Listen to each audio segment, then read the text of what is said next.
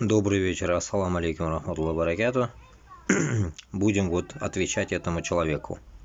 Я ему там не стал ни лайкать, ничего там не ставил и не ответил вроде бы. И пока и не удалил его.